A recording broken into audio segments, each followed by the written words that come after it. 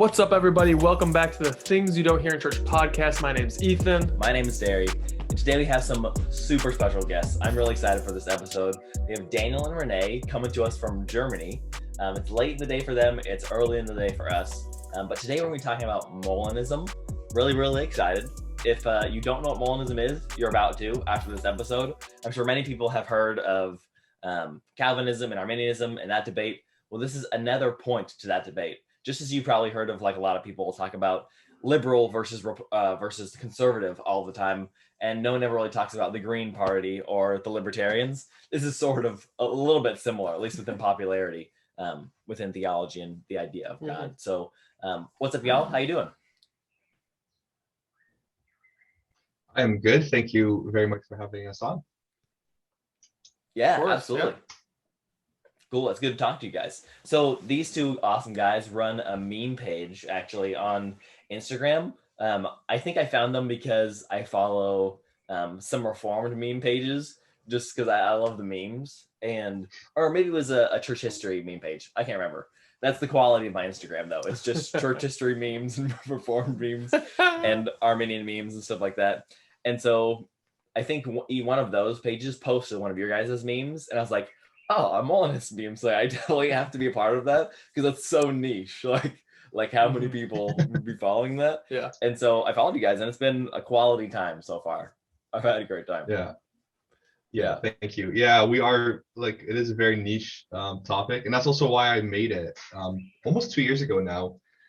Starting in the lockdown, some people started a podcast. I made a meme page because I was like, man, there are so many like Calvinist and Reformed meme pages that needs, and like, I mean, I actually the point that really convinced me to start a meme page was when I found that there's a Calvinist coffee page on Instagram. Really? They have their own Calvinist coffee brand with the 5 points of tulip in flavors of coffee. Wow. And I was like, wow, That's so we are funny. so far behind these guys. Like, I need to do something. I need to bring a change to this. So I feel like that's as cringy as the live, laugh, love signs that That's funny, Midwestern though, too. moms have. Yeah. yeah, That's I awesome. can just totally imagine, like, hey, would you like some total depravity coffee this morning? It's like the I feel darkest totally depraved. roast. Yeah, I would like Yeah, some, fair. thank you. they're very bitter. Are you into coffees? I'm still learning. Okay. I try to save myself with coffee till I'm 30. So I'm slowly getting towards Nice. that. Gotcha. But my wife, she's hardcore coffee, so she loves it. Yeah. Cool. I think it'd be funny if total depravity is like their darkest roast. The dark roast. I think it should be. You know Yeah. what I mean? That makes Yeah. sense that it would be. Yeah. Cool. Well, we can jump right into it and talking about Molinism. Do you guys want to talk a little bit about what Molinism is in contrast to like the other few views that there are? Yeah, I think Daniel he's the brains, honestly. He knows almost everything about theology and everything like that. So he can introduce Molinism. I can Yeah. try. Can you hear me? Yeah, Yeah. we can. I just don't can't know see why you. For a few seconds, it disconnected to me. I'm trying, right now, to put also the video on. I hope it won't lag. If I lag, just tell me. So, Oh yeah, it's all good. okay. Oh, that looks like good. Looks good. Yeah. Yeah, it's good. Perfect. No, so to make a brief summary of Molinism, Molinism is named after the 16th century Jesuit priest Louis de Molina. He's he was a Spanish priest, and he brought up the counter-reformed idea that God's knowledge can be separated in three logical parts, meaning his natural knowledge, everything that God can know about his whole creation, his free knowledge, everything that will happen, everything based on the future, and then he introduced another knowledge type, so to say, and it's called middle knowledge. That means God knows all the things that would happen. With the words of William Lane Craig, he's a famous philosopher and also a Molinist, he introduced the knowledge of counterfactuals, meaning things that ought to be but not necessarily exist in our realm of existence, Right. but are possible for us to encounter. Yeah, absolutely. I don't know where Molinism would be without William Lane Craig, honestly. Oh, Well, there are a few others like pretty unknown. Like I was shocked when I posted like a story with Alvin Plantinga, and a lot of Oh, people yeah. were like, "Oh, who's this guy? Like, what is this?" Like I made a meme like the original edition, like the Alvin Plantinga, then the remake. It was like William Lane Craig, and then the Netflix adaptation, like Frank Turek or Oh, that's something so like great. that. Oh, okay. Is Frank Yeah, Turek a and people were Molinist? like, "Yeah, Frank Turek I is a didn't know that. Molinist." Oh, okay. Wow. Interesting. Dude, Williams He had converting like everybody. Yeah, he had like a few questions on his campus ministry, like what he, Right, the videos he well, does. yeah, the videos he does, and he got like a few questions based on free will, on God's knowledge, like why do bad things happen if God knows that they would happen, and then he in at least in 2 or 3 videos he brings up like Molinism. Wow, Hmm. super I interesting. think what a lot of the viewers will realize is that they are actually Molinists. Right. The majority of people that I tell about Molinism, they're like, "Oh, well, that's what I believe." I'm like, "Yeah, well, Right, that has a exactly. name, you know." Because people are like, "Well, Yeah, I'm not a Calvinist and I'm not an Arminian. Right. I'm just like in between." And it's like, well, you know, that has a name as well. You know, just like in American politics, there's Right. the Democrats and the Republicans. It's like there's Right. actually middle parties that exist. It's not one Right. or the other. Yeah. So, Mhm. Yeah, it's really good. Cool. Yeah, I think that's my exact story. Like I was going through the same thing of learning what those two things were of determinism versus like libertarian free will. And I was just like listening to a lecture on Molinism, and I was like, oh, this is just what I am. I just didn't know this is what like I called it before. And then yeah, for ever since, that's what I've believed for like the last 4.5 years, Yeah. 3.5 years, something like wow. that. Yeah. that's awesome. But Yeah. I've never like looked into it and like a ton. Like I follow a lot of Capturing Christianity's videos. If you guys know who Cameron is, Cameron Bertuzzi, and yeah. yeah, Cameron Bertuzzi, and so I've watched a lot of like debates on it and stuff, but I've never done a lot of formal study. So yeah, I'm excited for this show.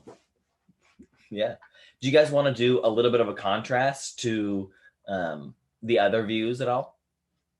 Yeah, I think like something very introductively or introduct. I don't really know how to say the word, but That's something like for the layman, Yeah. it would be like to understand like what the 4 basic systems like have independency of God's knowledge. Meaning like you have the 2 classic ones like Arminianism and Calvinism. Right. And I'm just starting like with Arminianism. God has like something that it's called simple foreknowledge, Right. meaning that God knows things that will happen, but he doesn't act upon them. It's so to say, like I know that in 2 minutes, like my I don't know, my microwave will like ring, but I just know that. So that means like he Right. has knowledge of future things, but in some sense, it's just the knowledge. He doesn't act upon it. Yeah. On the other side, there's Calvinism, and Calvinism says everything is in God's control, in God's knowledge, and God, so to say, determines everything by the decree of His own will. Meaning that even good or bad or anything that happens, even like our meeting right now, was like predestined and determined Right. by God to happen. Then you have something called open theism. Open theism is the view that God doesn't know, so to say, like what will happen in the future. Right. And in that sense, God is like is taking like his hands off, and so to say, he's not responsible for the evil in the world. You can like say the open theist tries to explain, to give like a solution for God and all the evil in the world. And then there's Molinism, and Molinism has this middle knowledge view, meaning that God knows everything, and he even knows like everything that would happen. And we have like biblical support for that. Of course, the Bible, I guess James White and Tim Stratton had like a few back and A forth great on debate. Yeah. yeah, and then they even had like this debate, and I pretty much vividly remember like his question. Yeah, but where James White's question, like where is it in the Bible? The thing is, like, it's not explicitly in the Bible, but is a system through which you can interpret the Bible as a whole, and gives you like a better understanding on, let's just say, your spiritual life, on prayer, on Right. how God ought to do things. Even let's just say if my will is against God. And for me, at least, it is the most biblical view, and it has like the most support on it. Yeah. Well, I have think like yeah. Oh, go ahead. Yeah, and I just wanted to ask, like, have you too seen like the William Lane Craig James White debate? I haven't. I've only seen clips of it. I don't have Yeah. enough time to watch the whole thing right now. Yeah, And I probably won't. just clips. But Yeah, yeah, I then I think won't penetrate. No, you can go into it if you want to. If you have like points about it, you go ahead and go ahead. No, the thing was like I was watching like separate videos like from Alpha and Omega Ministries, like James yeah, White's yeah. ministries, and also like from William Lane Craig, and I had so many so high expectations from James White because he's like a manuscript guy. He reads like the ancient Greek and everything, and I was just astonished to see that all the proof texts for Calvinism that he used, they were just like taken by Dr. Craig, and they were just like switched, and he was like, no, but that's a proof text You for can actually use this for Molinism. Molinism. Yeah. Yeah. I did see those parts. That was Yeah, great. so it was crazy. But yeah, Yeah. sorry, you were saying? Oh, I was just saying with the whole thing with like to take a theological standpoint, I guess, and say like, but where's it in the Bible? It's like, well, the Bible's not going to explicitly say God Right. is a Molinist or Molinism is this or Arminianism is that. And you could flip it back on the Calvinists and say, look, there's a lot of scriptures that talk about God's sovereignty, but also God literally says, I set before you life and death. Choose life. Right. You know, like The point of the Bible. Yeah, it's like Mhm. there's a lot of scriptures that where God gives humanity the responsibility to choose, and He doesn't say, "But I'm actually doing it, pulling the strings behind your will." Right. So Absolutely. it's like, well, that's just an offhanded comment, anyways. Yeah. Yeah, Yeah, I that- think. Yeah, sorry. go ahead. Sorry. I think that a lot of times people do bring up this thing of like, oh, but where does the Bible explicitly say this? I get what they're trying to say behind it. Like, it's very important, of course, that we use the Bible for the Absolutely. Yeah. source of our theology and stuff like that. But you know, you can take verses out of the Bible and make up so many different arguments. Yeah, You know, like if anything. you blur out, I mean, you have Jehovah's Witnesses, Mormons, Catholics, Protestants. They're all using text from the Bible. Open Right. theists, which is very different from Calvinism, but they're both Right. using verses from the text. But the question is, how does the whole scripture as a whole fit? Like, can you use the whole Bible to support your Right. view? And that's Right. something that, for me, only Molinism has ever been able to do. I can read the whole entire Bible, and it's consistent with Molinism is consistent with the whole entire Bible, and you're not having to, Right. you know, skip Romans 9 through 11, or Ephesians 1. You're not having to skip out parts where, Right. you know, God does say, choose life or death. I tell you to choose life, or God Right. commands them to do something and they disobey. You don't Right. have to try to explain it away. And I think if you have to spend like 15 minutes to explain a verse away, your view is probably wrong. And Molinism doesn't have to do that. It's also not as robust as Calvinism or Arminianism. You know, Daniel and I were talking last night. It's not a part of a denomination. You know, Right. you can be a Baptist and a Molinist. You can be Right. you can be a Catholic, and I mean Catholics are more Molinist than Protestants they are are. because they just know Yep. more about it.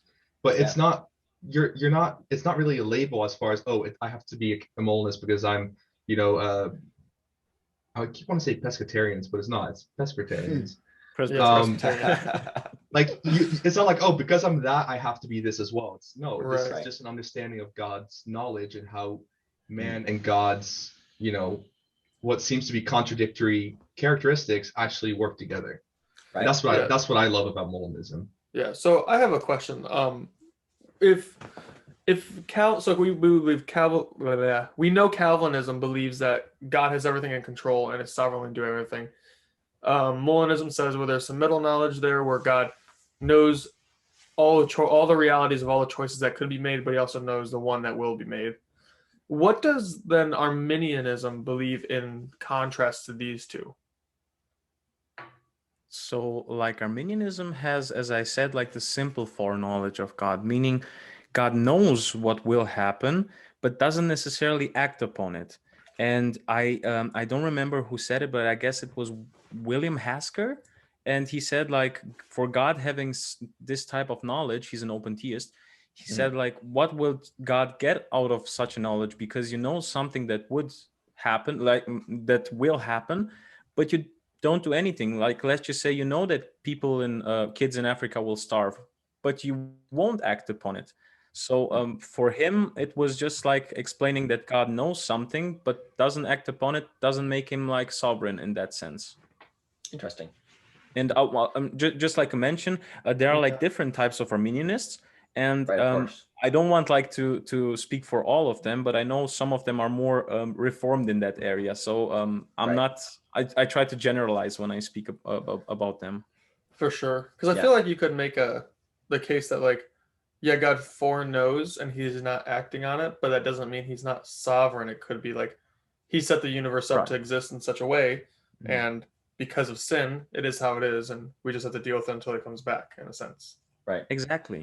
Yeah. But again, like I guess the bigger problem for both views, Calvinism and Arminianism, are what do you make of the proof text, like let's just say used for Molinism? What do you make out of counterfactual knowledge that God brings about of prophecies, basically in the Old Testament, that Right. are like from God's decree, from God's knowledge, but Mhm. didn't come to be. And I know you all heard like this passage, like from 1 Samuel 23, 8-14 with David and Kayla. The question has to be asked, if God said something that will happen and it didn't happen, does it mean that God lied about it? So that's For like our audience, can we like can you like explain that one text? So oh, sure. It's David is in Kayla, and then he goes before God and asks God, like, if I stay here, will the people of Kayla give me to Saul? And the answer is from God, comes from God, and is yes. So therefore, David leaves the city, and then because of his action, he isn't captured by Saul. And from this whole statement, like from a strict deterministic Calvinistic perspective, or like from a simple foreknowledge Arminian, you have to ask yourself, like, if it didn't come to be, was God right or was he wrong? Or Yeah. even how could God have the knowledge that that would happen if it was never going to happen? That's Exactly. like the main thing that I hear most of the time. Exactly. I How would could think God that- even know about that if it wasn't even a possible Yes. reality? Exactly. Yeah, I feel like Molinism would still have a similar, and I'm just like being a devil's advocate. Yeah. But it seems like Molinism could have this similar dilemma where it's like, because God knows all the possible realities, but he also knows the one that's going to happen. So if God said, yes, this is true, and it didn't happen, then God told him a reality that wasn't ever going to happen. Does that Yeah, make so sense? if then, so this it's the counterfactual of if David had stayed there, they would have done that. So if he asked, if I stay here, will they turn me over? It's like, so God's saying, if you stay, they will do that. Mm-hmm. Okay, So I see. Yeah. Yeah, So yeah. So that choice of is he staying or is he going to leave is that's the free will part of him saying like, okay, well, I don't want that to happen, so I'm leaving. Right. Okay. Yeah. So it shows it's an example of the counterfactual. Gotcha. Cool. Yeah, that's good. That makes me excited because I haven't looked into Molinism probably as much as I would like to, but I haven't heard a lot of like biblical examples which say like here's like where we can show in the Bible this is. I've heard more of the philosophical argument for it. Mhm. So, and I Yeah. enjoy that there's biblical points to it as well. I was listening to one of our speakers that we have come here. I think it was Dan Lewis or somebody, just like really, really good Bible teachers. And me and one of the other staff here, I think it was Chance, who was on a couple episodes ago, if the audience remembers. We were arguing about Calvinism versus Arminianism and stuff and what the Bible teaches. And we asked Dan, because he was standing in line with us to get food. And we're like, well, what do you think? Because he was like very learned.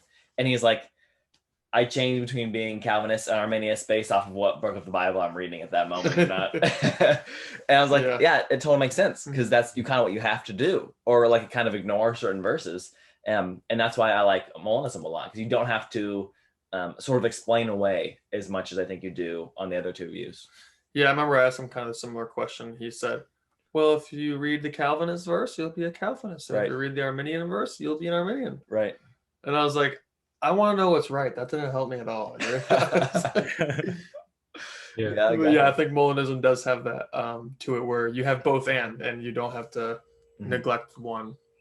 Right. Yeah.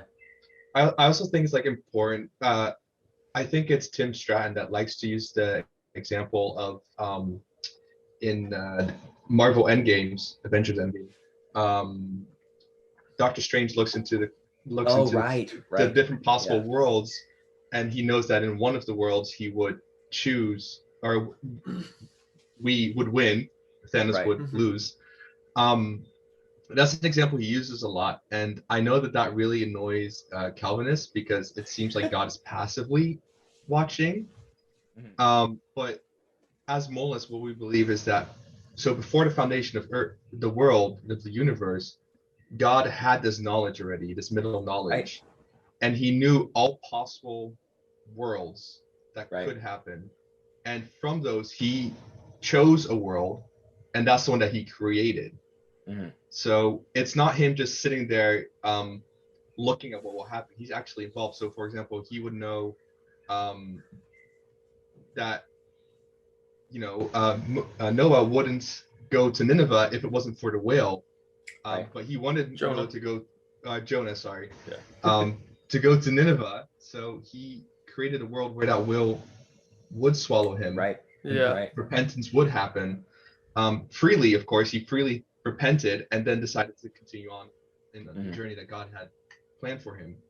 So these are things, and that's like, especially in the Old Testament, that's absolutely scattered.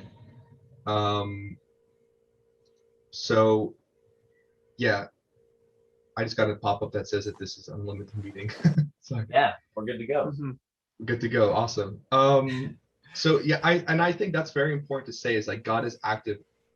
What the Molinism understand is God is active. It's not just he's sitting by and watching things happen go along. Yeah. Actively a part of everything that happens, and some things he'll allow to happen because he knows that ultimately it's going to serve a greater goal. Like that, and we see that as humans. We see it. When we go through suffering, at the end of it, we find out we've come through it stronger. In my life, there's been stuff that's happened, but I know now that if I hadn't gone through those, I wouldn't be where I am right now. But God already knows all these things, and he allows those things to happen, not in a passive sense where it's like an Arminian, where it might be like, oh, God just hands off and watches it go by. In Molinism, God's very deliberate about each moment. Yeah, and I like that in Molinism. It seems like you have a good understanding of like God's sovereignty being part of human free will. Like whenever I talk to Calvinists, not whenever, but a point I bring up sometimes is like, hey, I don't think like you're misunderstanding free will. Like God is in his sovereignty gave man the ability to have free will. So he's still controlling. He's not. So I think the idea is kind of like if humans have free will, then man's not sovereign. And I'm like, well, no, like it's God is sovereign, and in his sovereignty, he gave us free will. And I think Molinism does a good job of explaining our free will with his sovereignty. I guess we had like one time someone on the page who actually like asked something like, if God is sovereign, like how can you have a free will?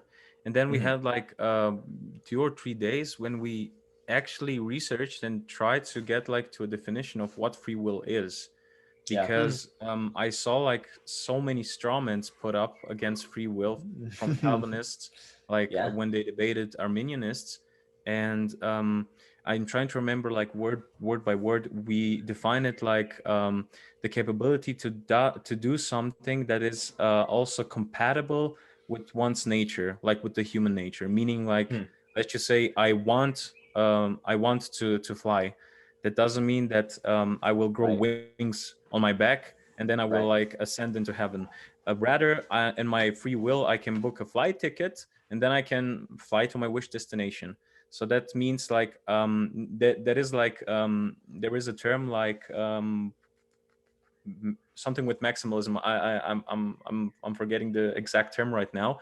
No, it's total autonomy, meaning like I can do anything that I want right now, and no soteriological system ever argues for this. And this is just basically a strawman that Calvinists usually use against like free will when they debate. So that would be like a definition. And in the same sense, we need to ask ourselves, okay, we can do things that are compatible with our nature. How is God then sovereign? And then we have to see like there is like a very good example of God's knowledge. Let's just say, I guess it was also Tim Stratton who used it. He used like there is like a perfect weather software which predicts with 100% the weather, and the weather prediction software says that in 10 years from now in Moscow it will rain. 10 years from now we see that it actually rained in Moscow. Then comes the question, like, did the weather software produce the weather? And one will be like, incoherent to say yes, it produced it. No, it didn't. It just knew that it will happen. That's the same thing with God's knowledge. It knows things. That means like it's perfect in knowledge. And we say it's sovereign because in his all power he can shape things, even from even if we as people have free will, so that God's decree may happen. So in that sense, as a Molinist, I would say like God is more sovereign in the Molinist view than in the Calvinist. Very interesting. Yeah.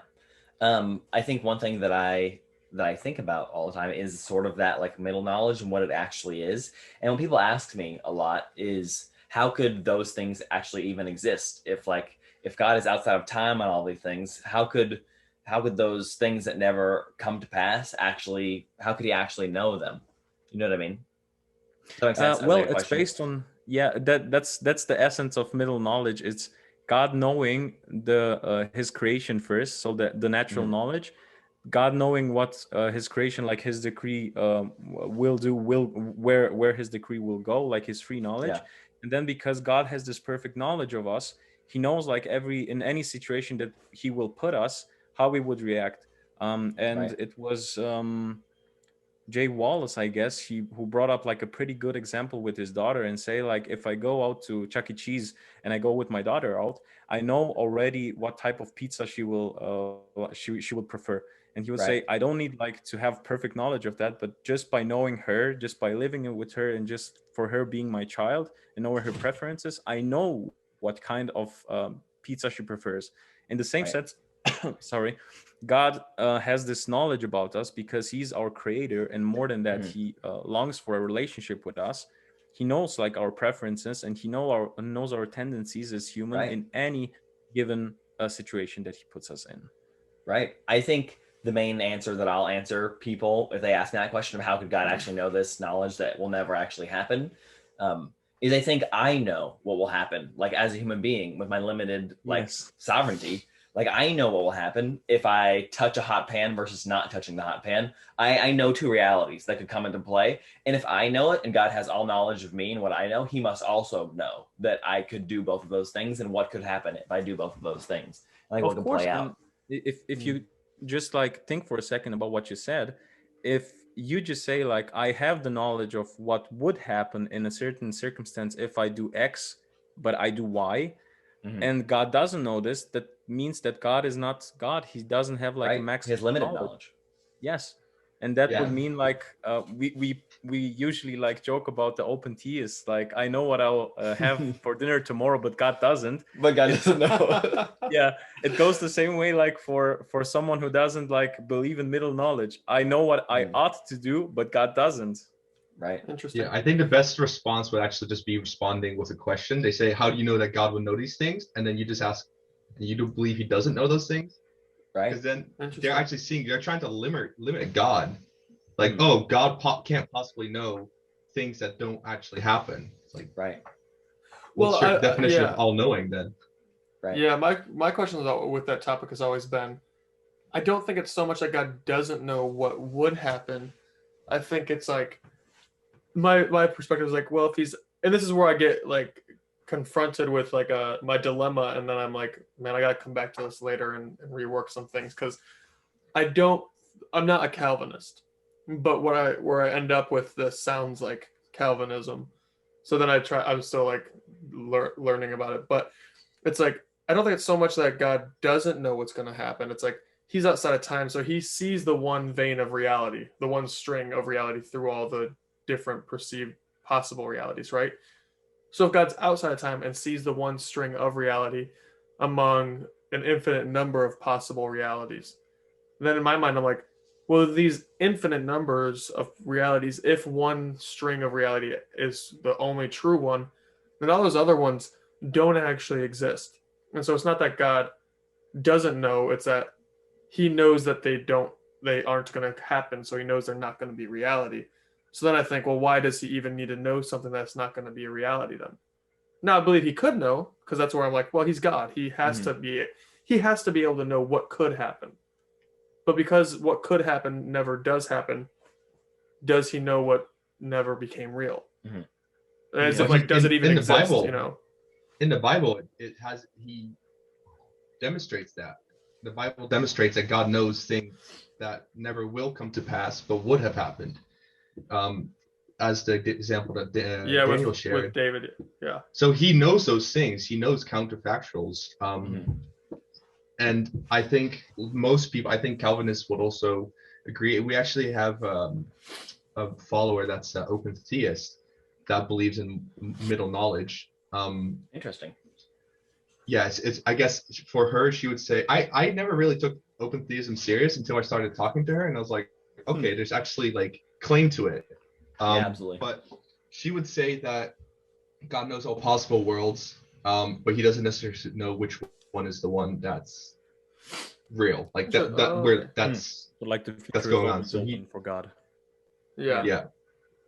Interesting. So yeah, but I think most people believe God has counterfactual knowledge. I think most Calvinists that aren't like hardcore determinists believe that God has counterfactual knowledge. The question is just when did he get that knowledge? What does he do with that knowledge? You know, some people who are like, oh yeah, he has it, but he just put it to the side when he was creating the world and he doesn't use it.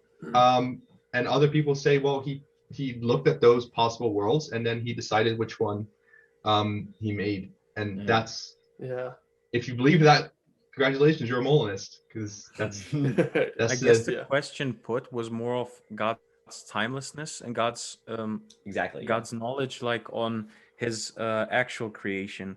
And what is like also like pretty essential to know is that in Molinism you also have this concept of worlds, meaning that you have something like worlds that there's like an infinity of worlds that that God can create.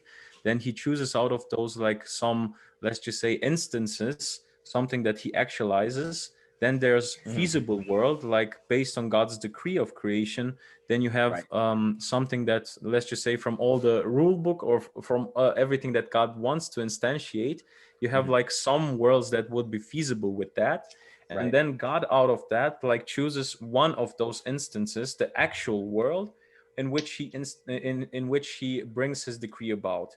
And like to answer your question, I wouldn't so much focus on one part, like only on God's knowledge in this area, but I would focus on what God knows that will happen, and also on the actual world in which he brings about creatures that have free will. That's why I defined like free will from the beginning, because me having like something compatible with my nature that I can do, so like a range of options from which I can choose, means that God in his perfect knowledge will always know what I will do, what the end game will be. But in the same time, he doesn't determine my action. So he just knows. Yeah. And that's kind of, that's always been my thing too. I was like, well, God's not determining my actions. He's not making me choose this. He just knows I'm going to choose it. Right. Yeah. I think think it'd be counterintuitive to believe that God's making you do anything. Like and if I really believe that, I would just be reckless and then blame God because I can't help it. Yeah.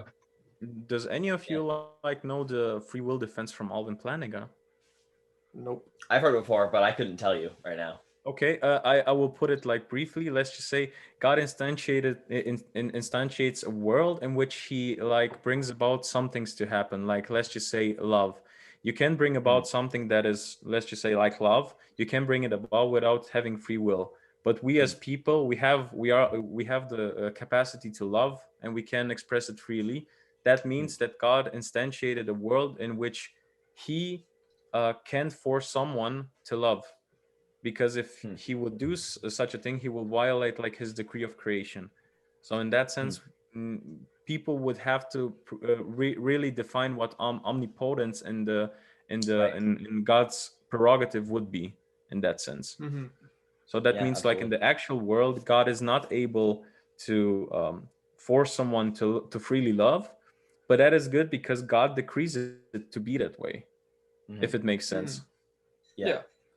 Ethan, I think when I think of your question, and I probably have told you this before, I think it is a correct view of God from God's perspective.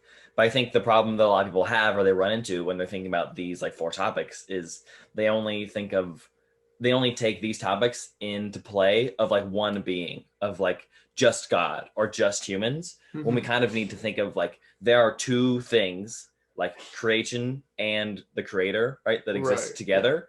And God interacts with the creation how they need to be interacted with. And if we have free will and if we can know possible realities, like he also knows those things. So from his perspective, of course, like there is one timeline of actualized things that have happened, but he also sees the potential, I think, that could have happened, even though it's never been actualized or will never actually happen. He is outside of time, so he does know like the beginning and the end and all those things, right, and what will actually happen. But if we as human beings are limited in our knowledge and understand free will and can see different possibilities, then he must also know those things as well, or else his knowledge is limited.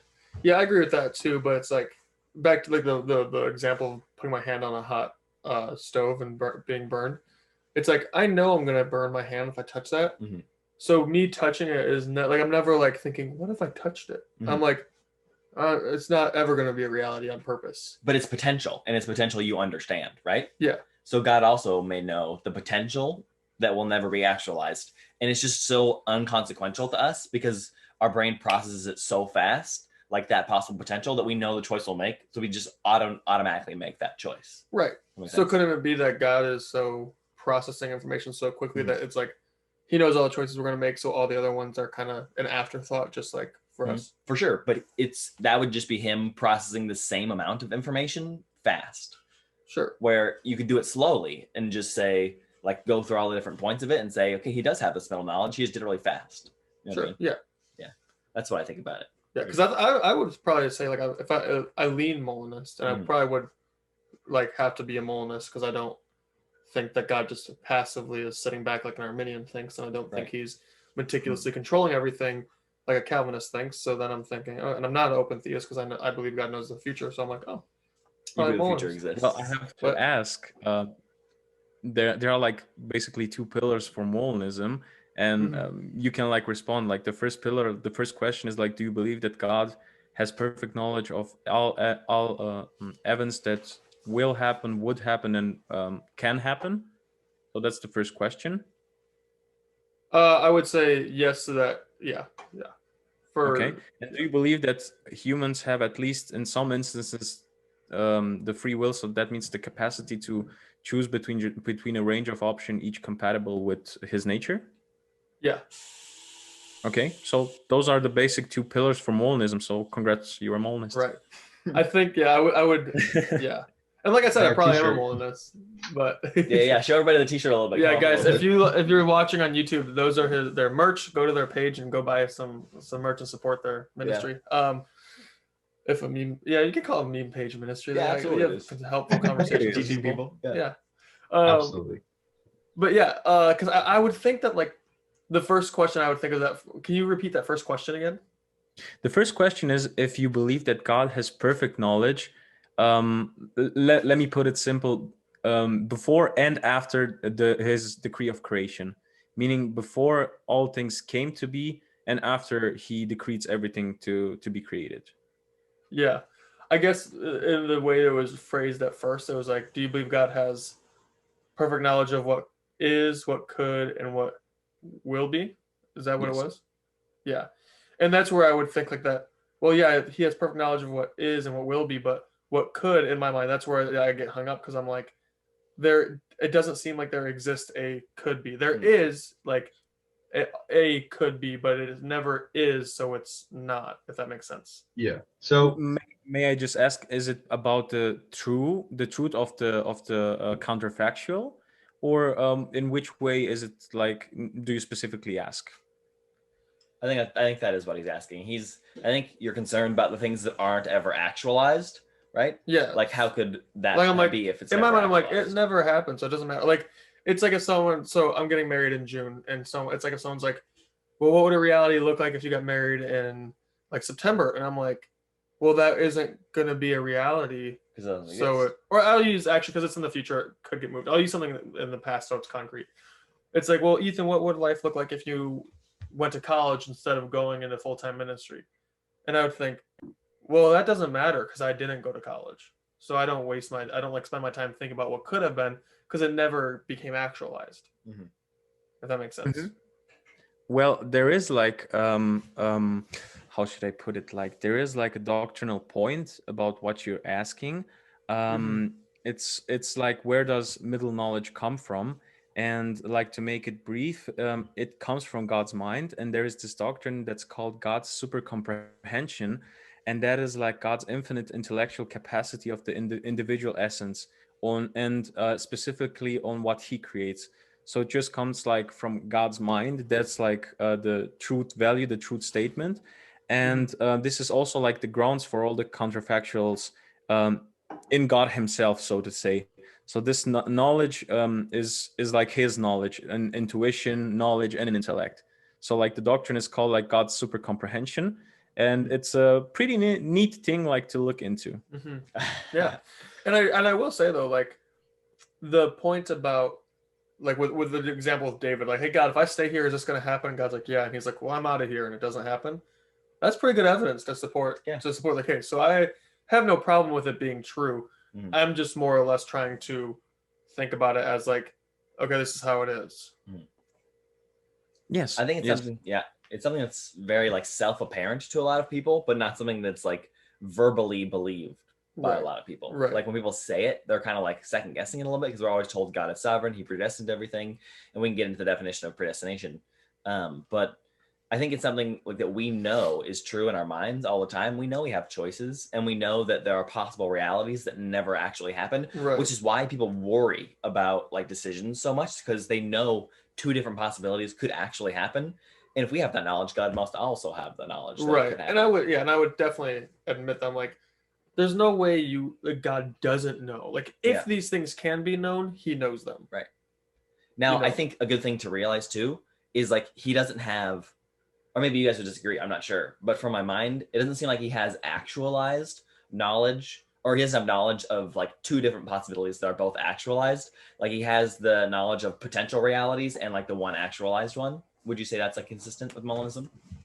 Yeah, so that's also a bit of in the meme world, we see this a lot where Calvinists mainly would say like, Molinism into the multiverse, where Molinists would believe that all these possible worlds actually exist. We don't believe that. There's one universe, there's one reality, and that's the one that we're currently living in.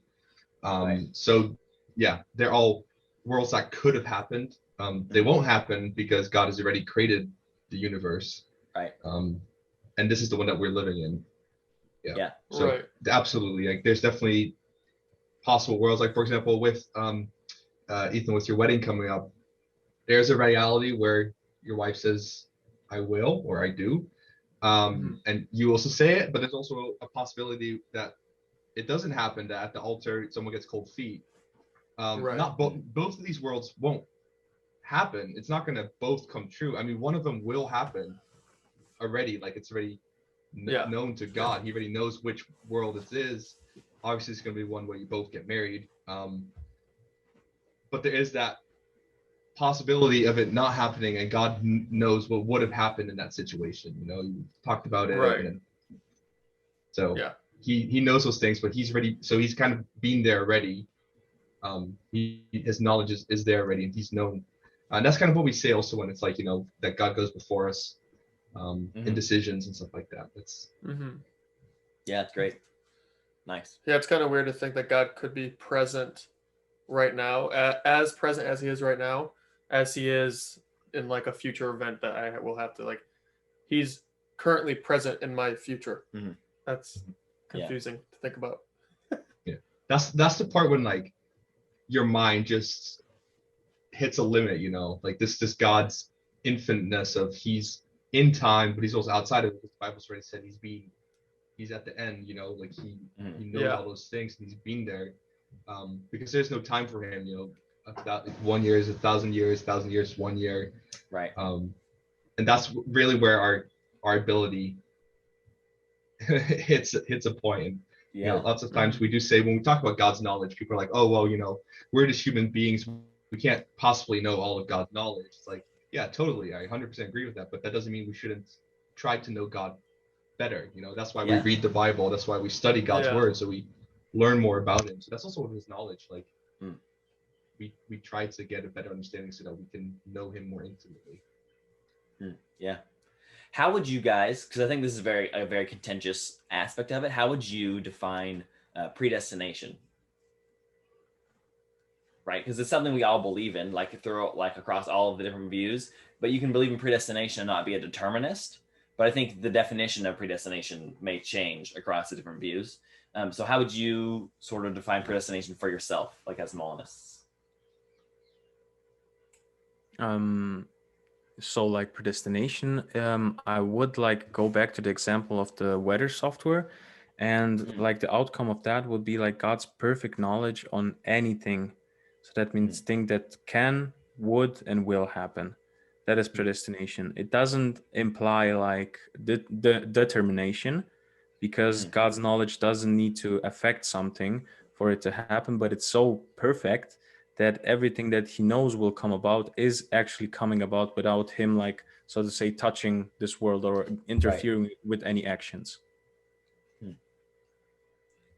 Yeah, so for me, the definition I would use is very similar, in that, say there's 10 possibilities, right? With each and unique outcome. God knows what the possible outcome is for each individual one. He knows that possibility 2 will lead to this. So whenever he chooses option 2, that's being predestined to happen. You know, it's like those mazes that you used to draw. You know, like one ends up there, one ends up there, one's up there. Normally, before you actually do it, use your finger to trace where the maze leads. Right. So you get that. There's that outcome. So when you're like, okay, that's the one I am, then you actualize that one. So then the ending is already predetermined. Right. So that's for me, that's kind of the definition that I would use.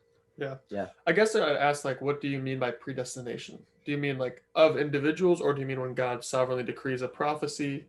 I think the Bible, like, you can't say it doesn't talk about predestination, because it does a lot, right? And so if we're going to be Molinists, we have to talk about what predestination means within our view. Right, because I think Calvinists would say predestination is God choosing the elect, right? He's choosing who's going to go to heaven. Yeah. And my understanding of predestination mixed with free will is like, well, it's not God's choosing individuals, because like individual salvation through God's predestination, if you're going off of Romans, right, is a misunderstanding of what Romans is talking about, and is not in context with the whole point of the letter. Right.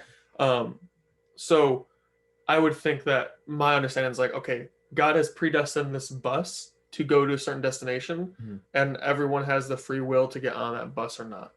But once you're in the bus, it's decided where to go. What's the bus in the analogy? Let's say for Christianity, it's going to heaven. Like, for our example, right, we have one bus that starts at a coffee shop, and maybe the bus ends downtown, right? But you have so the bus's route is predestined, but you have the choice to get on that bus. So if you get on that bus, you're going downtown. What is the thing that's predestined? Because it seems like in the Bible, people are predestined, not like things. Well, I think that it's both, right? There's like people, like groups of people, right? Christians, the group of people called Christians are predestined for heaven, but individuals aren't predestined for salvation because they have the free will to make that decision. But there's events that are predestined, like the birth of Jesus, or if you believe in the prophetic nature of Isaiah, then he calls out King, I forget his name, by name 150 years before he's born. Right. So that guy being king seems to be, maybe that's an individual predestination, or God just knows what's going to happen, so he calls it out. But it's like God's, or like the flood, right? God predestined the flood, and he decided that. So it's an event that's predestined. When it comes to people, quote unquote, aren't predestined for salvation. Groups of people are, but not individuals.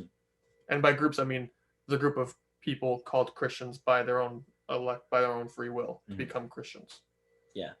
Does that make sense? Yeah, yeah. Like Mhm. last Sunday, I just prepared something out of Romans, like for a sermon, and I even took like one of my commentaries, and I was just like so thrilled to go like through Romans and just like see the whole context.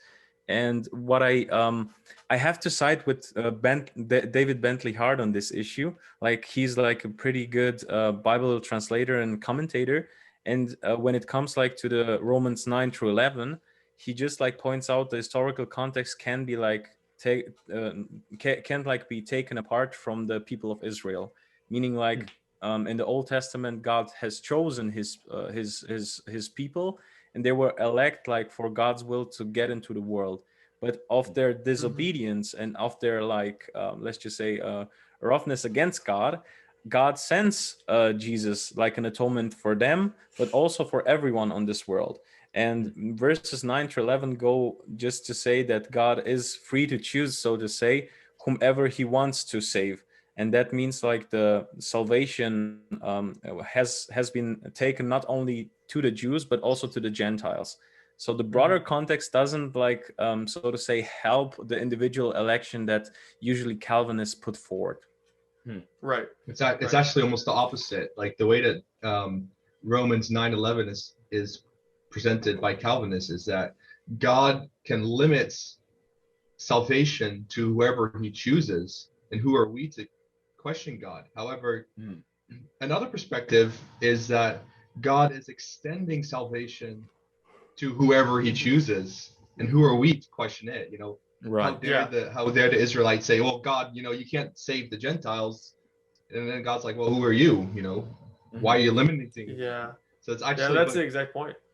yeah, and Yeah. Calvinists have really like, and this is also Calvinists have been able to, or Reformed, whichever word you want to use, they have been kind of trademarking lots of words: election, predestination, sovereignty. Right. These are all words that are kind of their buzzwords, or like if Yes. someone uses it, it's like, oh, we have a special right on that word. Our Right. definition is the one, but there's kind of Right. putting their definition on that word. And so whenever we use the word predestination, they're kind of trying to take it like, oh no, it's ours. Right. Like sovereignty, for example. What does that mean? They understand sovereignty as God has control over each individual. Like he has an active decision in each thing that I eat, you know. But another person could Yeah. say, well, sovereignty means that you have power and control over it, you know. I can watch, like, you know, God can just sit there and watch me eat this. If he didn't want me, he could strike me down with lightning, but he Right. chooses not to. He doesn't need to, because that's how sovereign he is.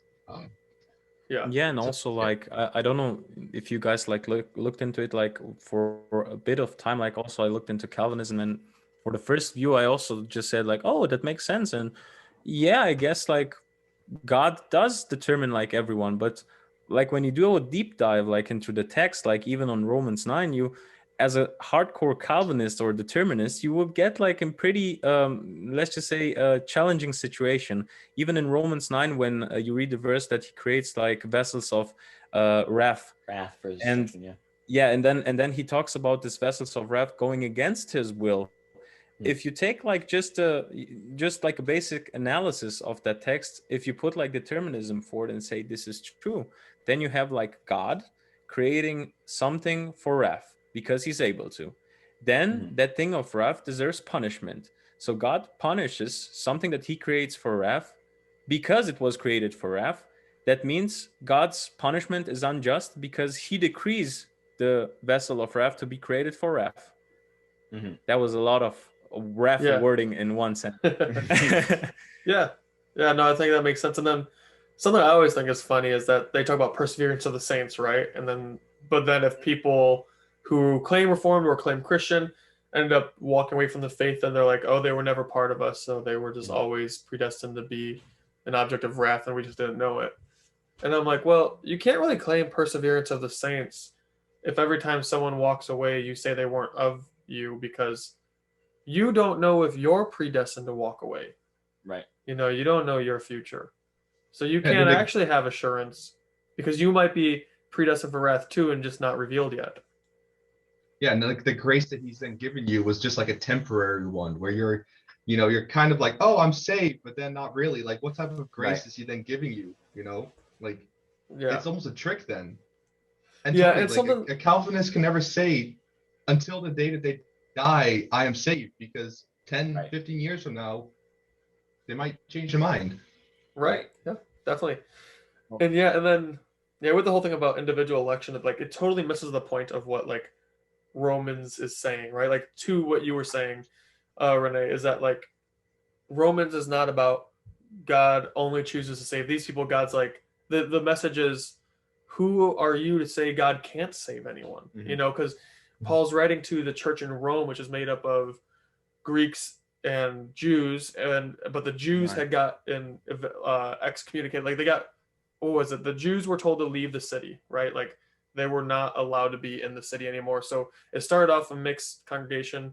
The Jews were not allowed to be in the city, so then it became primarily Gentile. Then the Jews were finally allowed to come back with a different ruler. And then the Jews were like, whoa, whoa, whoa, guys, like we were saved first. We know the right ways to follow God. You got to change this. This is not right.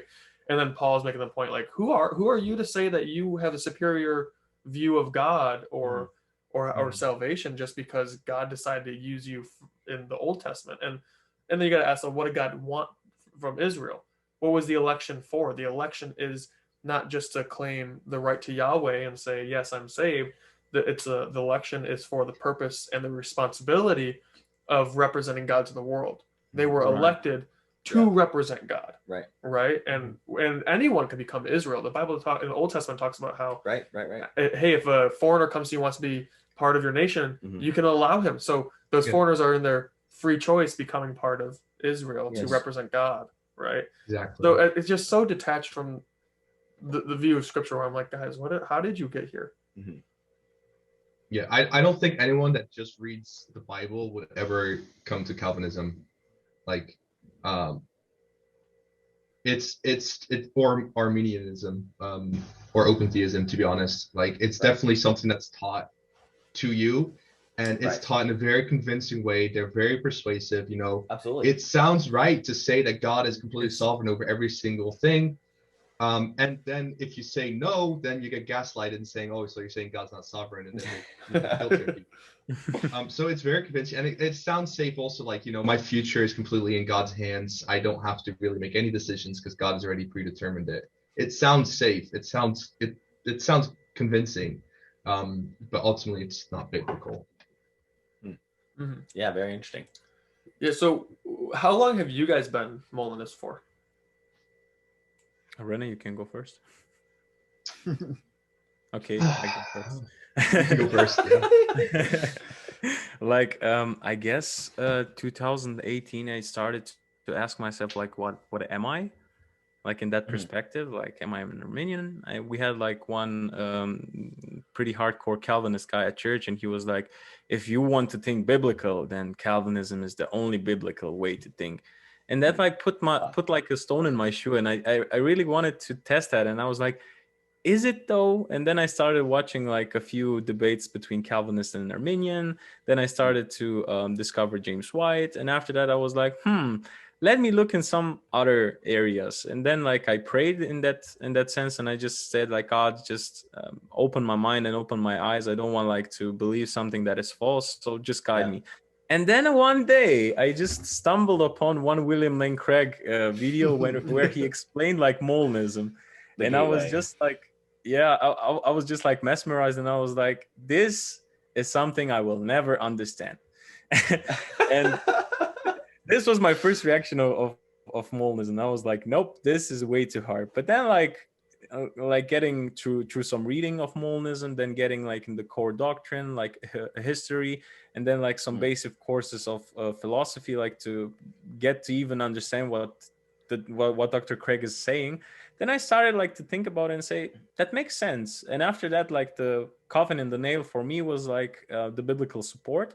And when I saw that I can use every Bible verse that a Calvinist used, the same verses that an Arminian uses, and in the same time like be how is it called, like be blank with scripture, meaning I can just take scripture as it is without like special interpretation. it was like so refreshing for me. Mm. And then I said like 2019, like beginning of 2019, I said, yeah, I think I'm a Molinist. Gotcha. Nice. Cool. Yeah, for me, it was around 2017. I went to Bible school in England, and I was always in the middle. Like I was always a bit of both. I had more like as far as like predestination, I had more of a Calvinist view. Also like with regards to prayer.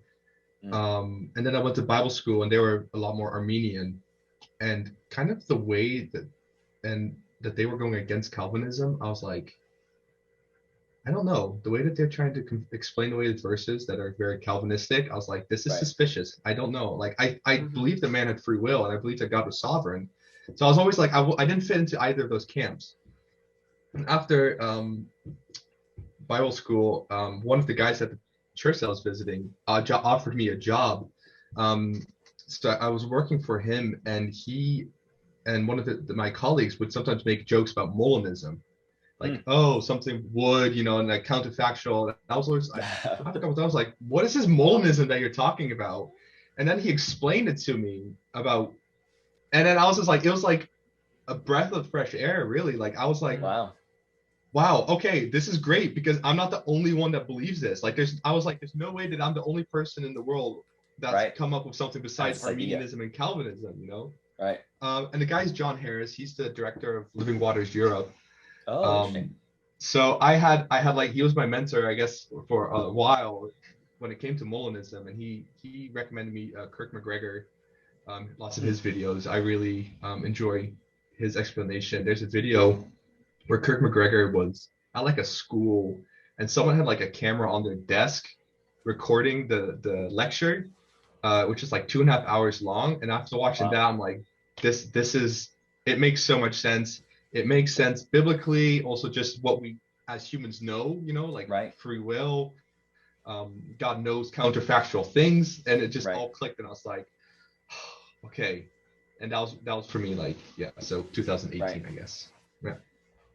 I feel like it's the most non-limiting view on God, I guess. Like I think the other two views limit God too much for me, and it's like the most unlimited view that I see.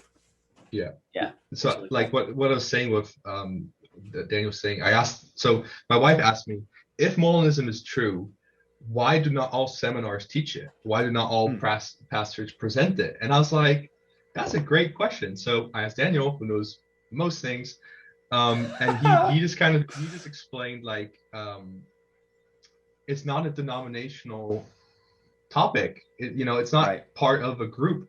So in that sense, it also makes it very like free and like unlimited, because it's not confined to any of those things. So anyone can be a Molinist. And I'm like, I believe also the fact that Catholics and Protestants both agree on this topic. I'm like, that is, I think, a quality of something being true.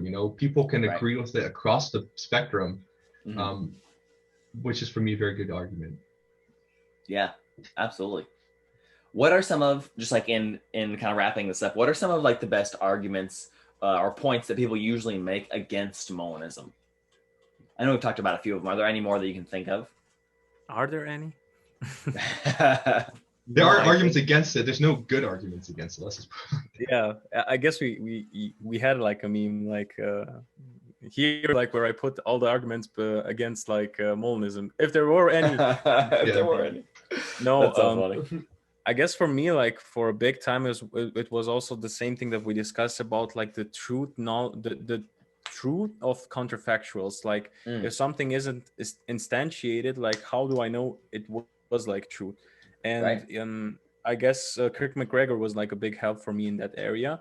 And except that, like it was also like it was like also like something about prayer. Like if I pray.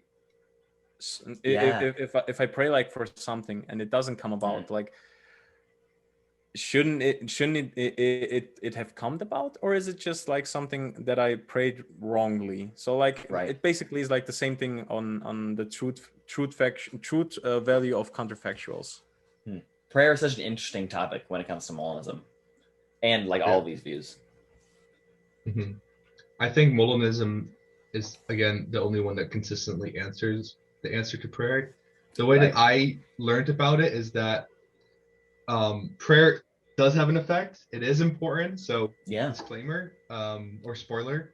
But pretty much before God ever created the world, he knew what we would pray. Mhm. And he can already take that into account when creating Right. the world. So if we hadn't prayed it, he wouldn't have answered it, you know, but Right. because we do pray it. So it's like he answered it in the past. Hmm. He already answered our Right. prayers before the creation of the earth. And this also means, which is also crazy, it's like even if you pray after something's happened, Right. God can still consider it. So like for example, He's outside of time. he's outside of time. So say my Oh, wife that's such is a on the crazy way, take. Mm. Oh, my wife is on the way home right now, you know, and I can pray for her safe journey, even though she might just be walking in the door right now. But God, I don't know the outcome, but God has already known. I prayed for it and he could have already answered it. So when she comes Right. in, she can say, you wouldn't believe it. I was on the train and this crazy thing happened, but you know, it was like a miracle and God spared me. It could actually really be God having answered the prayer in the past. It's Right. like a prayer inception. Yep. yeah, that's a crazy take that I don't know that anyone can say it's wrong. You know, Yeah. because we're not with God right now in like the physical, like a timeless sense. Mhm. We can't be like, no, God's not doing that because no one knows. Right. That's And just, I never factually, considered it like you that believe way. God is outside of time. You believe we're inside of time. If something inside of time asks or interacts with God outside of time, he can interact at any point in time he wants to. When I was a kid, I would sometimes forget my homework at home and not take it to school, and I would then be like, dang, I'm gonna get like a missing assignment, like I'm not gonna fail this because I didn't bring my assignment. Mhm. And I'd be like, God, please put it in my backpack. I know it's not there, but I'm just gonna reach in and please just teleport it. Like it's you can do it. Yeah. It never happened. That's so funny. That's Had awesome. to teach me just some I've done that responsibility. many times. Yeah. That's so funny. Because at first I'd be like, God, why aren't you helping me, man? Yeah. And he's like, I'm probably actually for the long run, I am. I'm not Yeah. gonna bail you out every You're time doing you a make a bad mistake. job. Yeah. That's so funny. Because he probably knew that if he had answered that prayer, you would have never learned to be Exactly. accountable for your own decisions. That's why he Exactly. said no, because Mhm. he knew it ultimately would be more beneficial to you. Right. Yeah. Absolutely. I just never considered that my present prayers make God make a decision, or that because he would have known that I would have, like, did he order the creation of the world based off all the collective prayers that he knows everyone's going to send him, and then trying to answer them in like the most sovereign best way for his will that he can, you know, because some people pray things that are absolutely wild, like Right. like when I was a kid and I was like, God, teleport my homework, and he's like, Right. well, I can't answer that, Ethan, you know, that's Mhm. not. But I can answer the prayer to help you get this job, Mhm. you know. Right. And so, Yeah, it's interesting to think Yeah. about. do you guys follow Christians who Um, curse sometimes? I have No. seen some of this stuff. The stuff I have not yet followed, but I will. I still need to get around to doing that. But Yeah, because guys he's had we had a show with him, yeah, but he Yeah. on his story has been talking about prayer for the last couple of days. Mhm. Hmm. And it's like one of those Yeah. things I'm like, yeah, but like I definitely believe we should pray, if at the bare minimum, because the Bible says to, and I Mhm. believe it does do things. Mhm. But it is a philosophical, interesting question where you're like, yeah, what is this actually doing? Yeah. Renee, you're gonna say something. Yeah. So kind of based off of that, like before God created, did he consider all our prayers and did he answer all of them? So also a thing with Molinism is that again, there's there's actually infinite amount of possible worlds. And like Daniel said, you know, there are certain things that he wants to happen, like for example, him dying on the cross was planned all along. So there are then that limits the amount of possible worlds where this will happen. And then Calvinists always ask, oh well, which one did he choose? You know, which is it the one with the most saved? We don't know. Like we can't know that. I believe that the world that God created is the one that's in according to his will and will ultimately bring him the most glory. You know, there's a possibility where like there's people that like the most amount of people are saved, the highest percentage of people are saved. The one where the world where the most prayers are answered, the ones where there's the least amount of suffering or the best turnover ratio for suffering. you know, the ones where the Browns never win a Super Bowl. Like there's, Right. you know, God, we don't know, but ultimately it's probably going to be for His glory. You know, at the end of the day, whatever, when we're all at the throne, and this is also what it says, every knee will bow. His glory is going to be done at the end of the day, and that's the one that I believe. And whichever one that is, I don't know. I'm going to ask Him when I get to heaven. I'm going to be like, you know, which one? But yeah, it's possible that the most prayers that were answered. Yeah, the thing know. is like you need to like to choose a world. So like God chooses a world which is in accord with His nature, and that means like it's in accord with His will. And if we read like or search like Bible passages about God's will, we'll see like 1 Timothy 2:4, like He who desires all people to be saved and come to knowledge of the truth. Right. Like God, if He actualizes a world in creation, at least for the Molinists, He doesn't create something that is not feasible with His characteristic, with His omnibenevolence, with His omnipotence, like everything that He can do. So I guess like René just like hit the nail on the head when he said like everything that God does needs to be like also like something that He also desires and He wants. Right. Yeah. And if you think about His will, right? If everything is done according to His will, He chooses a world based off of His will is good. Right. And so we can assume or infer immediately that whatever world He chooses is good, is like the good one to choose. Right. And, you know, some people will say like it's the best of all possible worlds, kind of summing up like what you said. And if He is a good God, He would choose the best possible world. I think He is just going to choose the world that's the goodest because He is good and His will is good. Right. Yeah.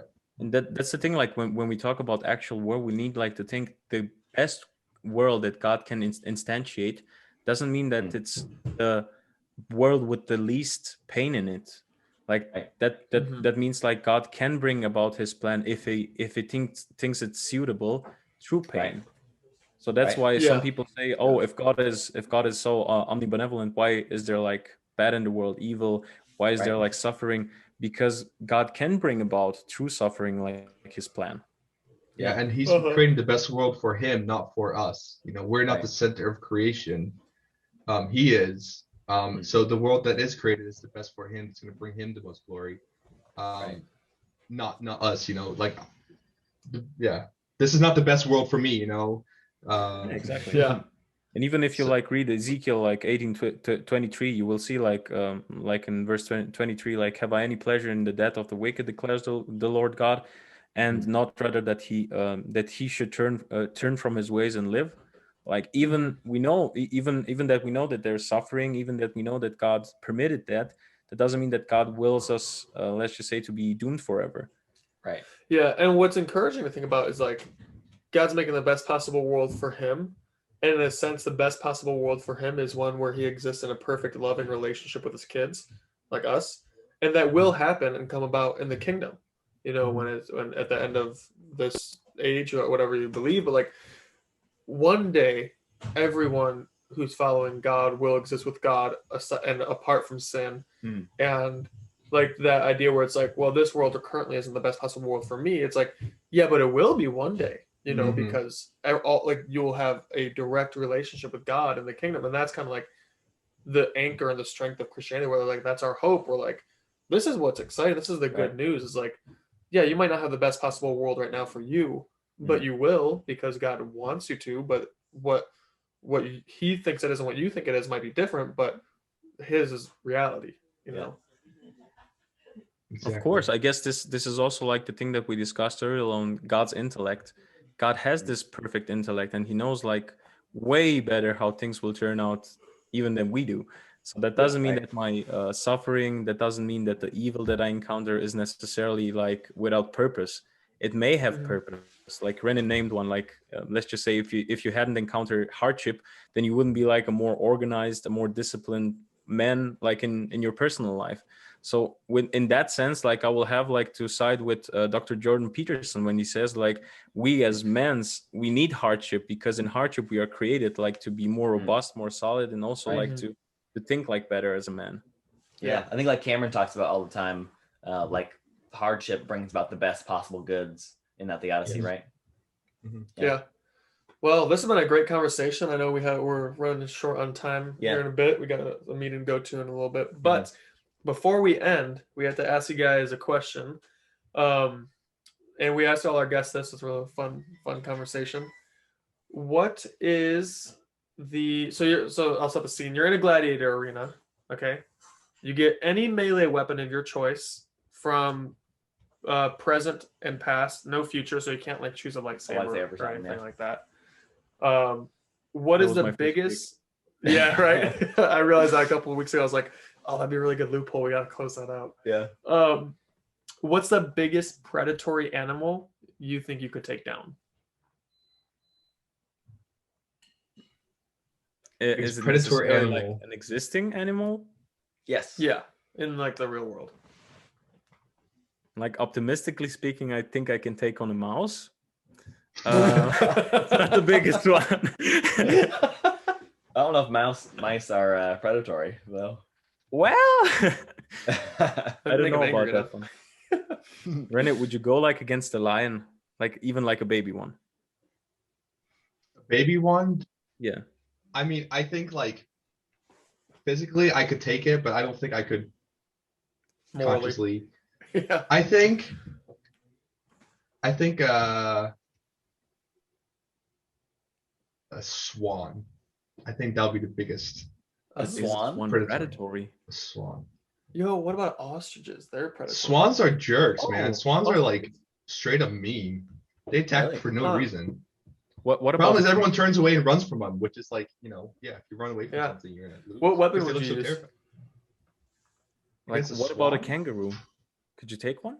Oh, Oh no. man, Kangaroo. those things will Kangaroos mess are you up. buff. Those things But think are- about like the weapon you can use. You could use like a long spear or something, so I can't get close to you. Like there's a lot of things you can use. Like if you're fighting to the death. Is it only a melee? So like ballistic knives don't count. No.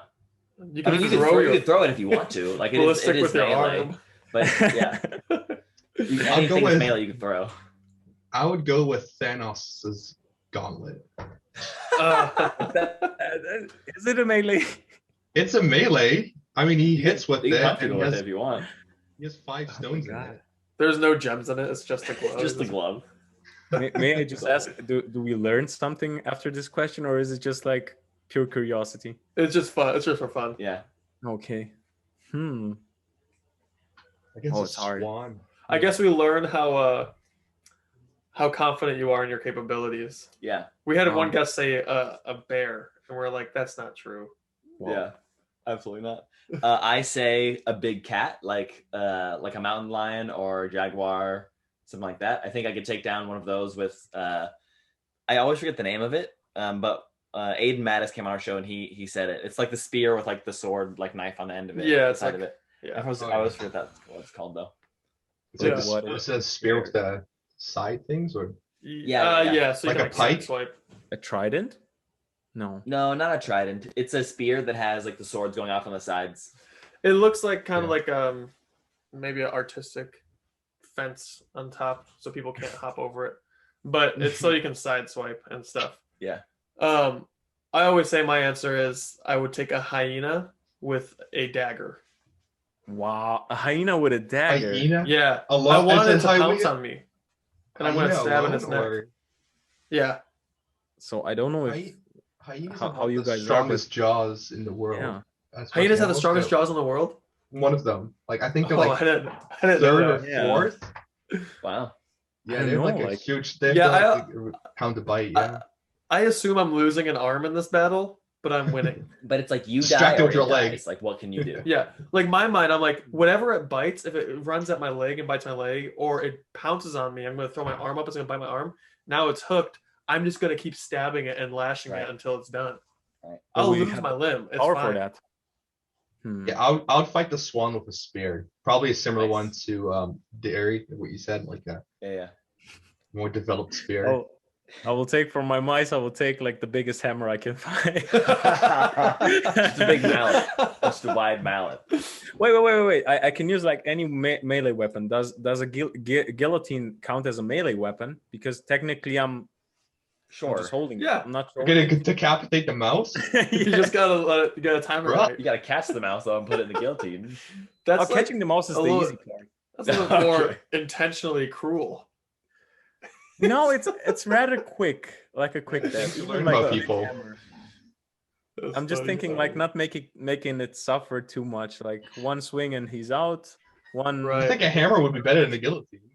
Yeah, I feel like What? guillotine takes more premeditation. You're like, I'm Yeah, like a intentionally sledgehammer, putting you man. here. Kind That's of. okay. But the That's thing is, awful. I know I want to kill him. So No, I Stitch think that. you could take on a rat. I think you could definitely take a rat. I think you're underestimating yourself. I'm taking the sure route. Like I slaughtered pigs before, so I can take on a pig, but I take the safe route. Oh, you can take a boar. You can get a boar with a spear. That's No, so actually, funny. one time I think there was someone who threw a spear at a boar and it like lodged in its head, but it didn't die, and the boar kept charging. Wow. Charging. Crazy. What? It was like found with the spearhead in it, like its body healed around the spear. It's a unibore. Yeah. Yeah, I'd be so sad if I was like, if Yeah. it was charging me, I like threw my spear at it and it hit and it kept running. I'm like, that's all I had. Guess I'm dead.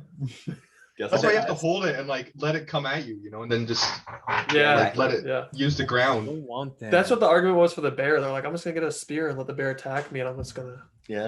And I was like, you don't understand. Their bones are like armor. Yeah. Yeah. That would, This Are girl's you from like- Colorado, so she's kind of like, I grew up around them. It's fine. Yeah. Cool. Well, thank you guys so much for coming on. We had a really good time. I think I had a great conversation and learned a lot. Hopefully, our Yeah. audience learned a lot. Same. Ethan learned a lot. So yeah, thanks so much for coming on. And anything else you want to say? Any shout outs you want to make? Any plugs? I would like to shout out that after listening to this and you are convinced about Molinism, I would encourage you to talk to your pastor about Molinism to get the word out. I think this is going to be a thing that's from the bottom up in a sense to bring the popularity. Like Molinism Interesting. was rediscovered around 1975. It was Lewis de Molina died in 1600, but his work was lost for a long time till it was rediscovered. Interesting. So yeah, if you like it, if you're interested, look into it, talk to your pastor about it or your elders, because I think there is a lot of truth in it, and it is a very freeing doctrine or theology, as opposed to some of the other mainstream ones. Right. Yeah. Cool. And if you guys enjoyed this episode, make sure to go follow their meme page. It's Yep. Molinist Memes. Molinist Is it Memes. Molinist underscore On memes? Instagram. It's underscore, Yes. yeah. Yeah. But if you just Molinist if you Google it, you'll find us. We're the Yeah. top result right now. Yeah, it's on Instagram. They're really funny if you like to troll your Calvinist friends. I repost a bunch of their stuff, and my fiance's family is more reformed, so her brother's always like, "Why are you?" He's like, "Just give us a break, man." And he's like just joking about it. But yeah, really funny memes, and yeah, like we reached out to them and they came on the show, so I'm sure they'll get back to you if you have any questions about Molinism. Yeah. And yeah, so thanks for coming on the show, guys. Thanks for listening to the show, and go buy their merch. He's wearing that nice shirt there. Yeah. There's this is just for jokes. There's way better shirts. Daniel's our graphic designer, so he's done. Okay. There we go. Cool. Right on. Gotta go check those out. Yeah. But yeah. All right. Thanks, guys. Have a good night, y'all. Thank you. Thanks for having us.